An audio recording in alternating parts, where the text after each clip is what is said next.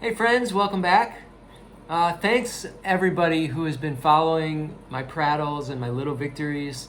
It's been really gratifying to get the feedback that I've been getting, and even if it's not like a comment on the YouTube, although some people have done that, and then other people just emailed me or text me or just mentioned that they've been following, and so it just feels really good.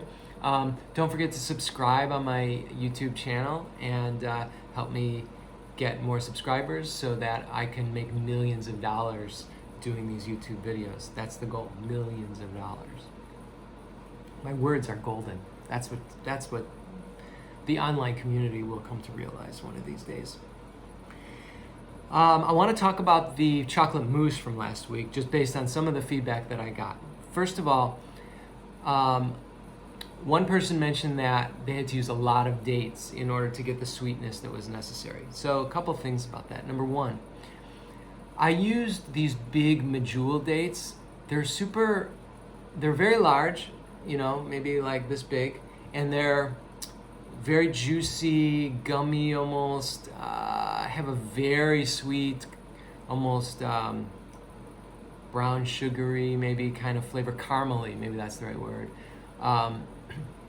And so I only used about 7 or 8 of them, maybe 7, I think. But I still needed a little stevia at the end, or stevia, however you pronounce it, at the end of the process, because it needed a little bit more sweetness. So even with those super sweet ones, I needed a little extra kick to it.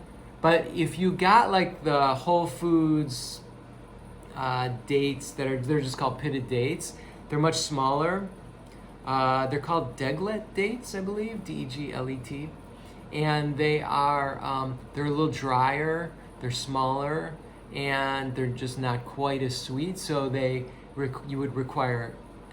would need to use a little bit more, a few more, in order to make it sweet enough, because you have to balance that bitterness of the cacao. The cacao is like super bitter. The dates are sweet. And then, of course, the coconut milk, which is that really nice fat. And again, you might have to use a little bit more coconut milk, just depending on how liquidy you want it, and also depending on your blender or food processor. It's all in how many avocados, how big were the avocados. You see what I'm saying? So it's really, you got to taste it, you got to test it, you got to be willing to change on the fly. And then I think an important thing, as I mentioned this in the first couple of videos, I believe, was don't worry if it tastes good. Like, there's kind of some sort of miracle that happens when we take disparate ingredients, combine them, and turn them into something completely different. It's like this all-chemical reaction that is always surprising, and you never quite know what you're going to get, and so therefore it requires that you really pay attention to what's happening in front of you, as opposed to whatever the recipe says. So don't worry so much about recipes, don't worry so much about measurements. Obviously you use them as a framework, but at the end of the day, you're just tasting, testing, seeing what feels good, what tastes good. And after all that, if it doesn't taste great, so what?